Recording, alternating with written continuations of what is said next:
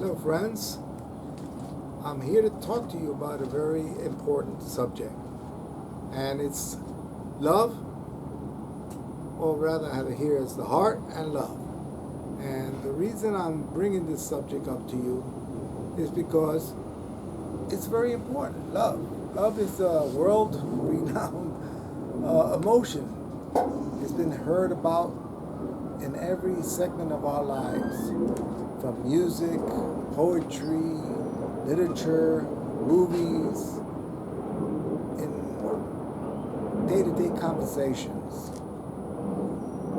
So it is important, and it's so world renowned because it has importance. Now, what importance does it really have? I know we all, at one time or another, say, I love you to somebody. Usually somebody of the opposite sex, sometimes people of the same sex. I'm not here to preach to you about sexuality. Love is a whole different ball game, kind of say, a different sport altogether. Love is unique. Love is unique because it has a commonality to us all, right? No matter what religion you are, no matter what race you are, nationality, love somehow is able to get involved in your life somehow. And that ability is what I want to focus in on. How can it help you? How can love help you? Now, I know love has many capabilities. It's a very powerful force. And to understand, everything has a force, right? We have a force acting on us called gravity that keeps us bound to the earth, right? There are other forces involved in this world, right? The force of attraction. Every two objects have an attraction to each other. If you want to listen to science, is the force that is available between two objects is proportional to the size. Now, I'm going to get into scientific aspects of love as well. But at first, I got to get to the basics. I don't know if you're very knowledgeable in love or have no knowledge of love whatsoever. All I know is that if you're watching this video, it's because something attracted you to want to see it. So I better tell you something that you want to hear. And I got to say it in an entertaining way so that you don't turn me off and go watch somebody in a slapping contest. I don't know, whatever it is that you like. But I need you to like this for the moment because I want to help you. And I want to help you with the most powerful thing that I know of. And going back to the subject, love. How is it powerful? Well, in the history of mankind, we have heard of how powerful love is. It has been able to change the course of history. If you're into religion,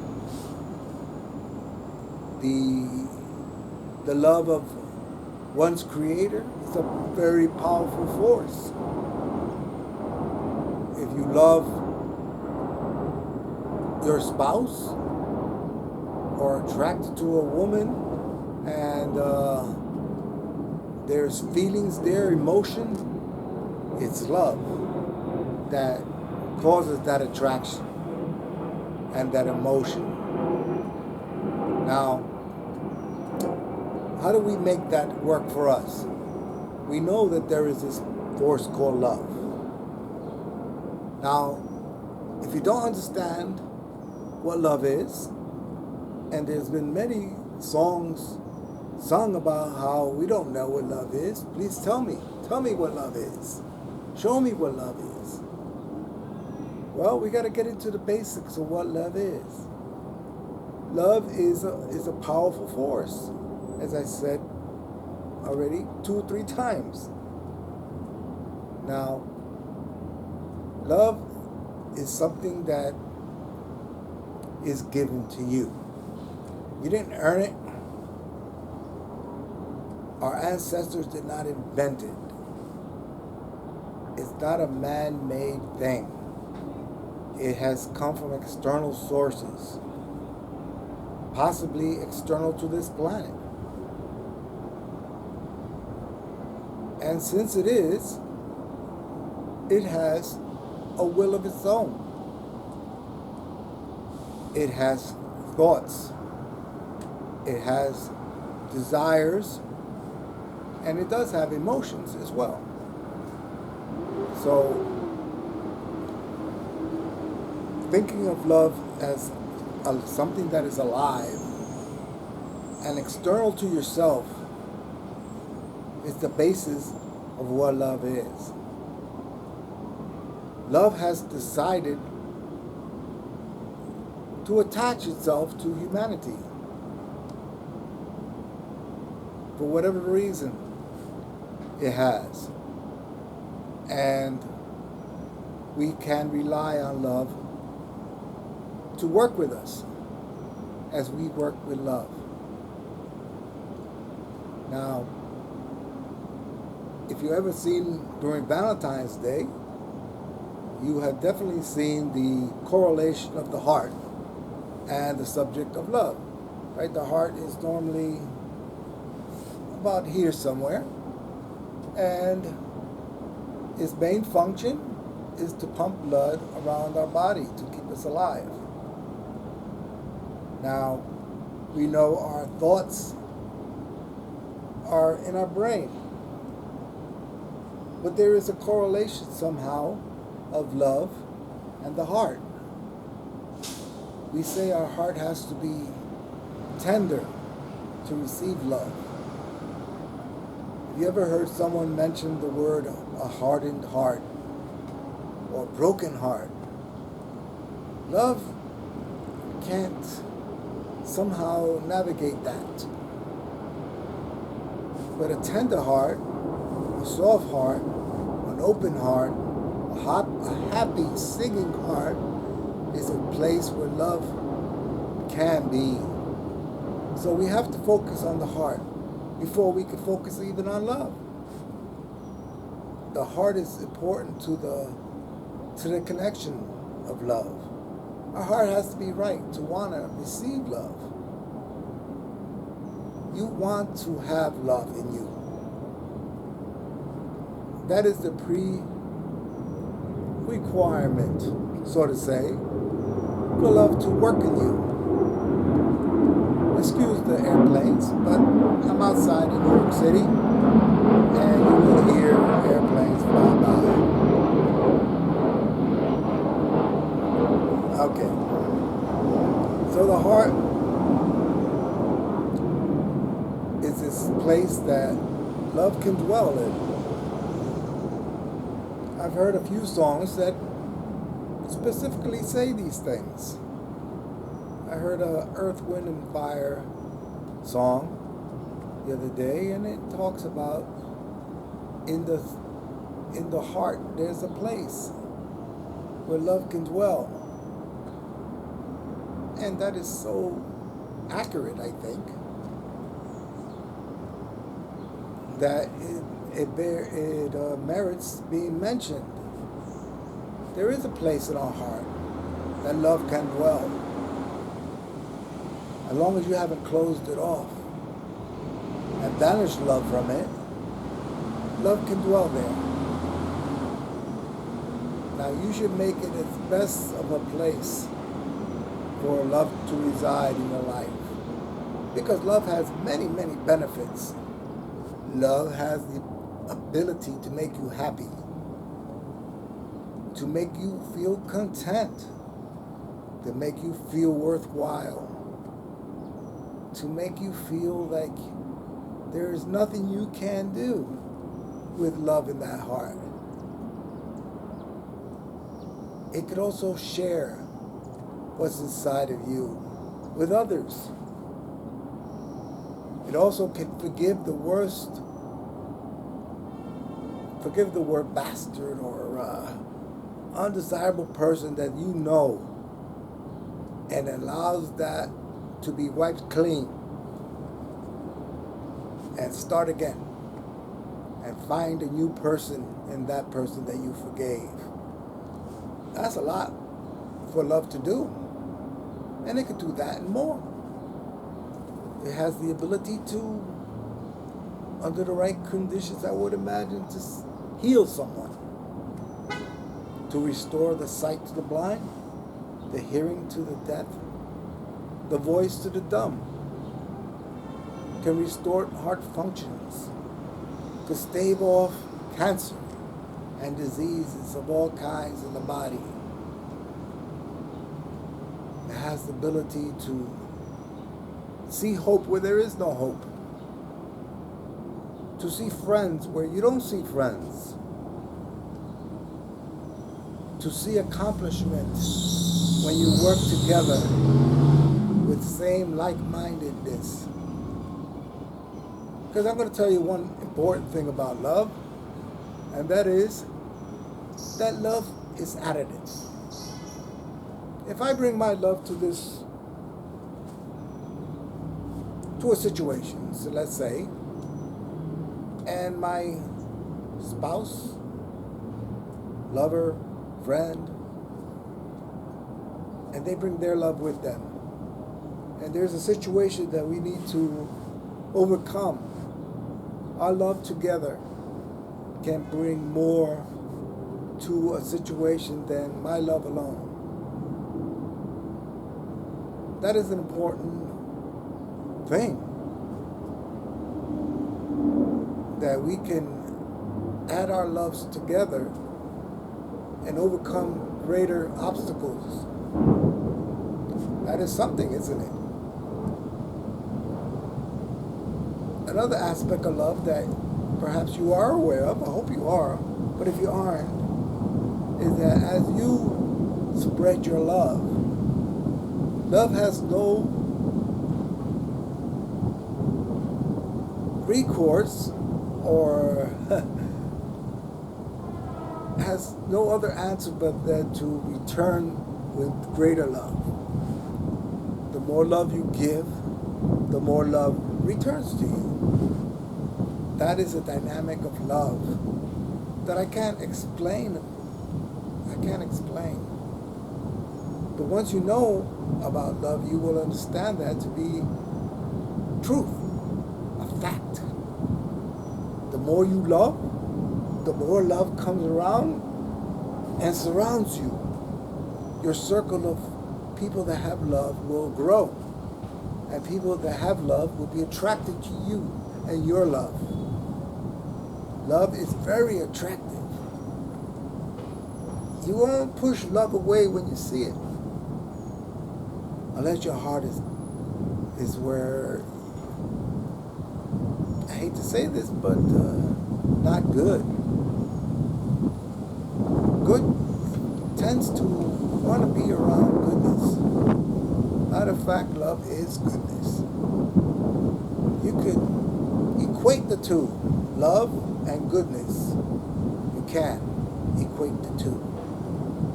Like you could also, I'm going to bring a third thing into it, light.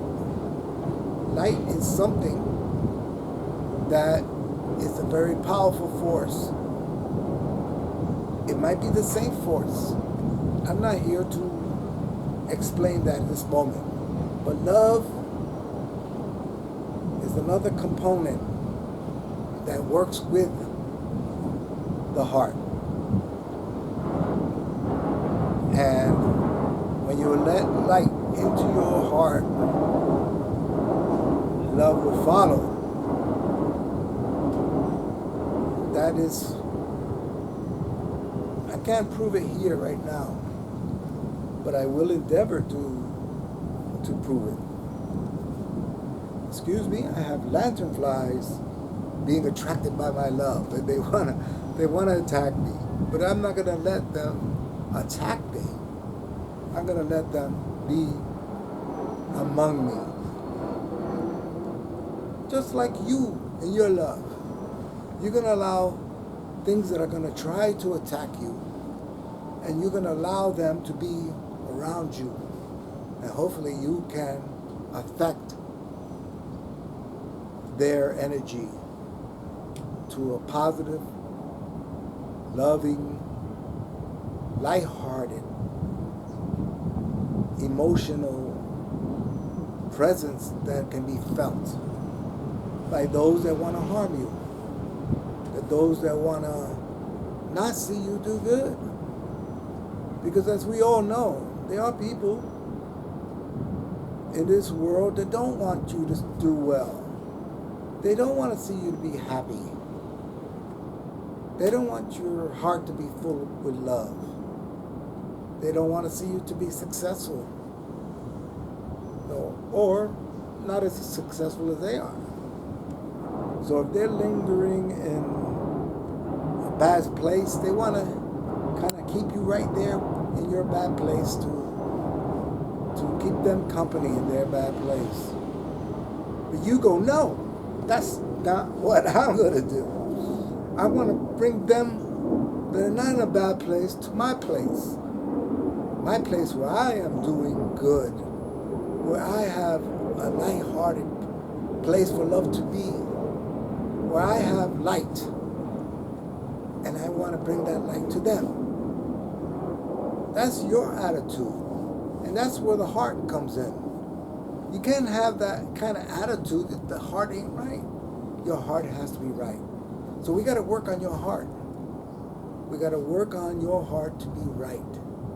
We got to get it to be tender, to want to hear good things. You want to hear cheerful, happy music. You want to hear encouraging lyrics that you can sing, so your heart can sing, so that you can be happy. And when you're happy, you smile. And when you smile, you let the world know what's inside.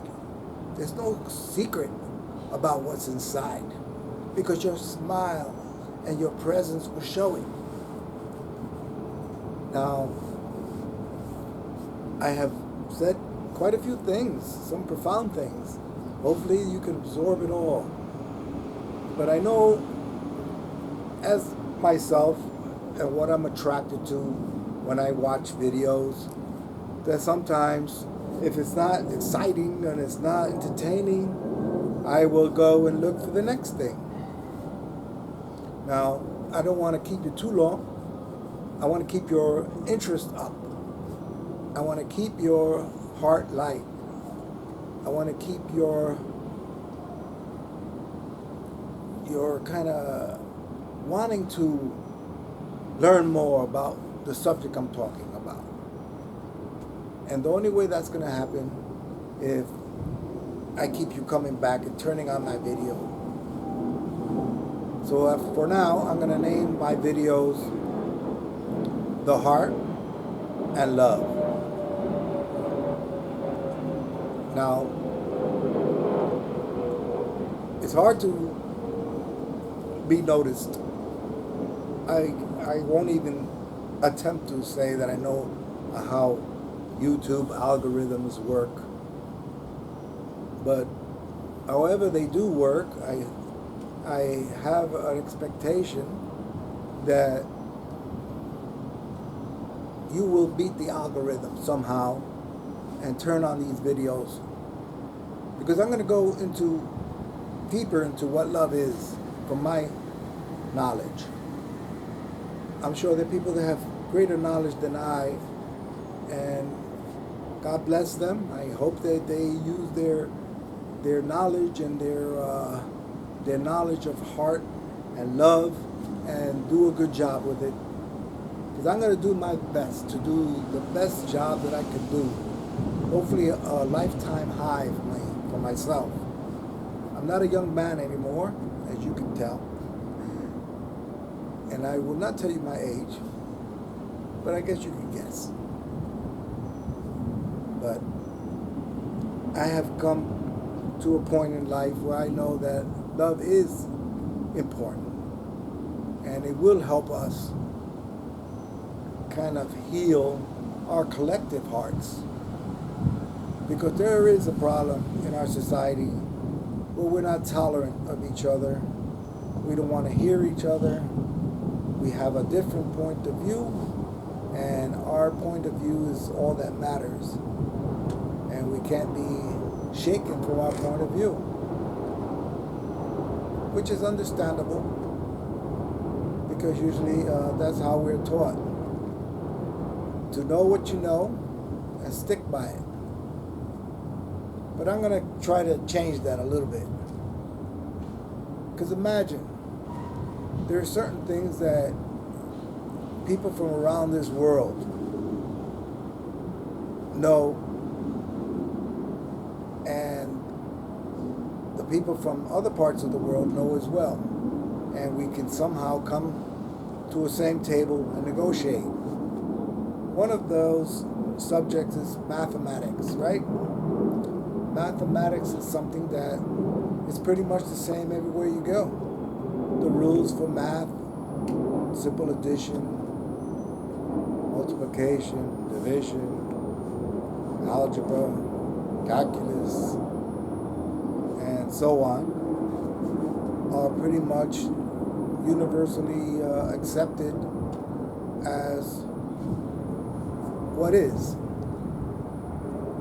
Imagine if we had to navigate negotiations with other countries, if we'd had different ideas of what numbers meant, if what you understood 3 to mean is different in a different country, there would be no way for us to negotiate with each other. Same thing in the medical field. I am sure what high blood pressure is in this country, if you go to China, it's probably the same thing. Or Russia, or India, or any of the advanced medical countries in this world will have the same numbers as what high blood pressure is, what high blood sugar is, what high enzymes, and so on, what the numbers are. We have somehow negotiated a common language so that we can get better in those fields. Now, we need to do the same thing with love. We all have to have the same understanding of what love is. We can't have different understandings of love and negotiate with each other. Imagine you're trying to enamor a young person that you're interested, you show interest in. You have an amorous ambition for them. Now, if you both had different ideas of what love is, it's going to be hard to negotiate that. The prospects of ever getting together and creating a relationship, a long-lasting relationship, where you understand each other and then you can grow together, that only happens when you have common ideas and a common understanding of what love is. So, since that's the case with pretty much every endeavor of human life, is there any doubt in your mind that as you grow with love, understand love, and get better at love, that you will do better with love? Because love is not restricted to a couple, a man and a woman. It's also between parents and children, family members, uncles, aunts, cousins, friends. Love enters in all those relationships. Now, are they different loves? No, it's the same love, obviously. Like Bob Marley would say in his song, one love. There's only one love. If you think that there's many loves for different people and for different cultures and different religions, then we've been fooled, because there is no different love.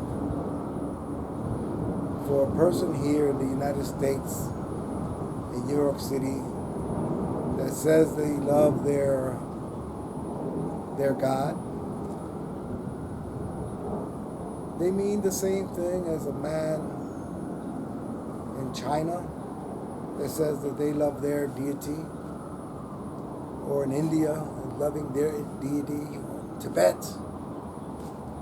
or in any part of the world, Siberia, Australia, New Zealand, how they love their spouses is the same. How they love their mothers is the same. How they love their children is the same. Usually people that want to say that there's different kind of love for different situations is fooling themselves, and they're taking the power of love to work in their lives. You're not taking love's power. Love has its power way before we were ever even thought of. It's a kind of like it's been said that God is that has no beginning and no end. It's hard on us, on our human terms, to comprehend that. But love is like that. It has no beginning and it'll have no end. But it has a purpose,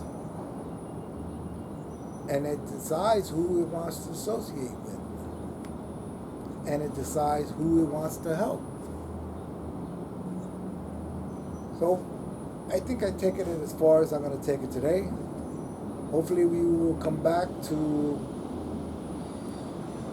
the heart and love, and I will give you more information so that you can build on what I have brought to the table, so to say. So I thank you for your attention. Hopefully we'll see you soon.